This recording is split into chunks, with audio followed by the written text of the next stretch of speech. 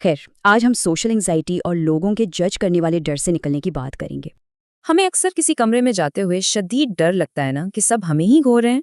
जैसे मुंह से कोई अजीब बात निकल जाए, लोग 10 सेकंड में भूल जाएंगे, पर हमारा दिमाग उफ। होता यह है कि हम हकीकत के बजाय अपने ही बनाए हुए खौफनाक ख्यालात पर रिएक्ट कर रहे होते हैं। इसे स्पॉटलाइट इफेक्ट कहते हैं, एक ऐसा नफ्सियाती वहम जहां दिमाग हमारी अहमियत को कुछ ज्यादा ही बढ़ा देता है।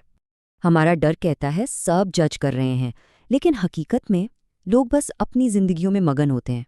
जाहिर है हर इंसान अपनी ही दुनिया का हीरो है, किसी के पास दूसरों को जज करने का टाइम नहीं।